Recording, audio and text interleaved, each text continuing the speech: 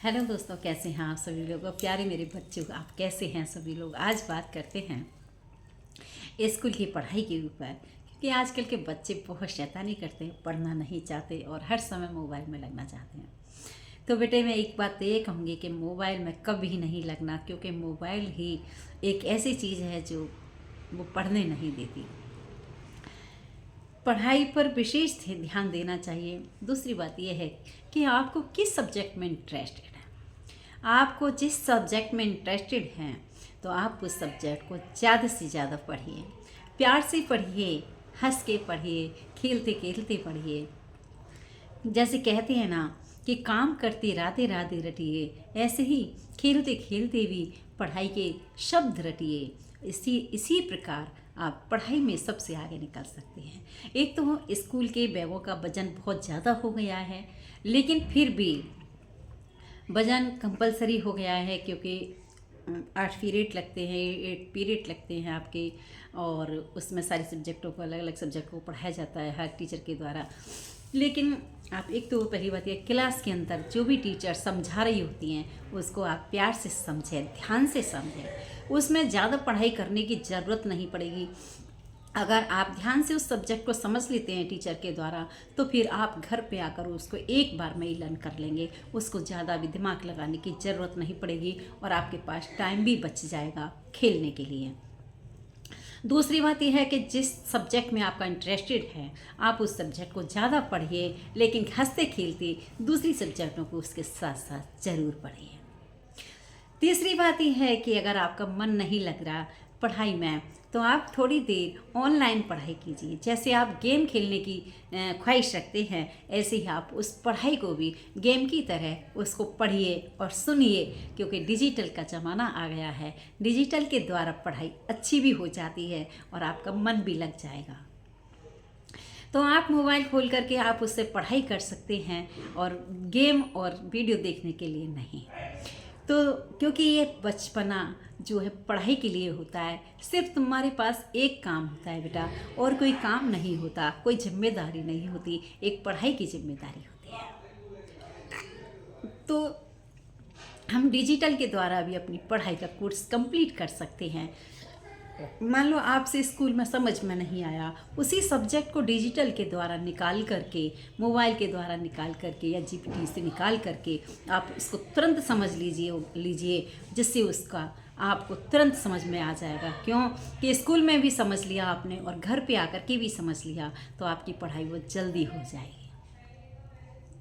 दूसरी बात यह है कि आप एक राइटिंग भी बहुत अच्छे से अच्छा लिखिए, क्योंकि अच्छा लिखेंगे तो आप अच्छे ही बनेंगे। आपके अक्षर भी सुंदर होंगे तो आप भी सुंदर होंगे, आपका व्यवहार भी सुंदर होगा।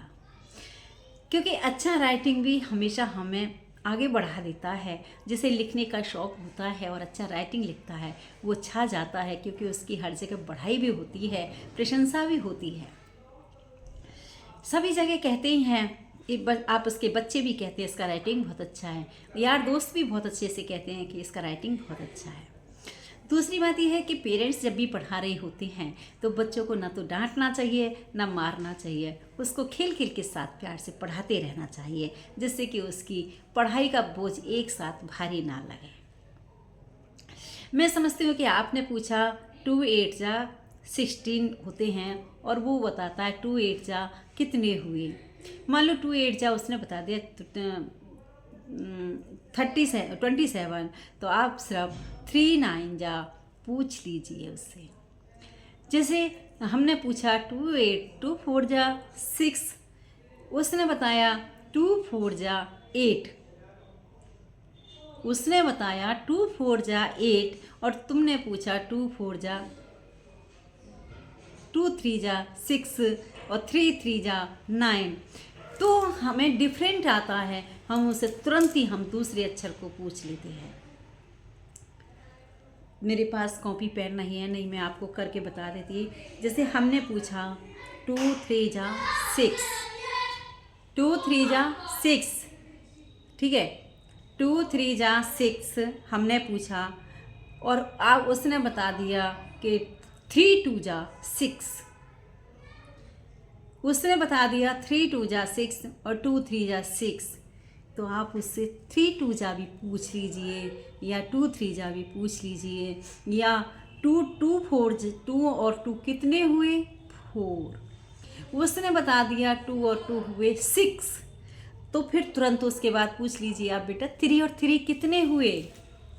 कन्फ्यूजन में वो अपने आप आ जाएगा, अपने आप वो दिमाग को लगाएगा और अपने आप वो सही रास्ते पर आ जाएगा। क्योंकि मैंने इसी तरीके से बच्चे को पढ़ाया है और मुझे पता है इस चीज़ की, क्योंकि हमें बताने की ज़रूरत नहीं पड़ती। जब छोटी क्लास में बच्चे होते हैं, बच्चों को बड़ा दिमाग लगाना पड़ता है। बच्चा हम पूछते कुछ और बता कुछ देता है, लेकिन उसका भी आंसर होता है, तुरंत उसका पूछ लीजिए उसको, क्योंकि जो आपने पूछा उसको तो वो उसमें बता दिया दूसरे वाले में, तो जिसका उसने बताया उसी को फिर आप दोबारा से उससे पूछ लीजिए। जब पूछ लोगे तो वो अपने आप कन्फ्यूजन में आ जाएगा और अपने आप वो फिर सही आंसर ढूंढ के आपको बता देगा। क्योंकि इसी तरीके से जब मेरा भाई बहुत छोटा था मुझसे, तो एक टीचर आए थे, बहुत अच्छे तरीके से उन्होंने ये सब बातें बताई थी और उन्होंने ही मुझे ये बताया था कि इस तरीके से उसने मेरे भाई से पूछा था, तब से ही मैंने वो कैच करी और आज मैं अपने बच्चों के लिए भी मैंने वो फॉलो किया और इसमें भी मैं बता रही हूँ। तो बच्चों को डांटने और मारने की हमें ज़रूरत नहीं पड़ती। अगर हमारे अंदर शक्ति है तो हमें बिल्कुल भी ज़रूरत नहीं पड़ेगी और हम प्यार से उसको डील कर सकते हैं। एक बच्चा अगर इस क्लास के अंदर से कोई भी चीज़ ले आता है, चाहे पेन हो, चाहे पेंसिल हो, चाहे कुछ भी हो, तुरंत उसको रिटर्न कर दीजिए कि बेटा ये मैडम को दे करके आना, किसी बच्चे की आ गई होगी। क्यों कि छोटी वस्तु से ही बड़ी वस्तु पे जाता है बच्चा। आज तुम छोटी चीज़ को चोरी से ला करके बच्चा रख लेता है और उसको पेरेंट्स रख देंगे, तो बड़ी चीज़ को भी चोरी करके ले करके आ जाएगा। जब बड़ी चीज़ को भी लेकर आएगा तो उस पर फिर पुलिस पकड़ेगी, डंडा पड़ेंगे, फिर वो बच्चा हमारा बच्चा जो है दुखी होगा और हमें भी कष्ट पहुंचेगा। इसीलिए एक छोटी पेंसिल भी लेकर के आता है, तुरंत उसी समय टीचर के पास वापस भेज देते हैं आप, तो फिर आगे बच्चा कभी चोरी करना नहीं सीखता, आपके 1 रुपया भी निकाल के नहीं ले जा सकता। क्योंकि मैंने भी अपने बच्चों को इसी तरीके से सीख दी है, तो मैं चाहूँगी, वैसे तो सभी पेरेंट्स अपने बच्चों को इसी तरीके से सीख देते हैं, लेकिन फिर भी इस वीडियो के माध्यम से हम सभी लोग सीख सकते हैं और हम सभी लोग कुछ पा सकते हैं और हम बच्चों को अपनी शिक्षा के आगे प्रदर्शन कर सकते हैं। क्योंकि हमें बच्चों के लिए शिक्षा आजकल के ज़माने में बहुत ज़रूरी हो गई है, क्योंकि शिक्षा का योग इतना बढ़ गया है कि शिक्षा के बिना कुछ भी नहीं है।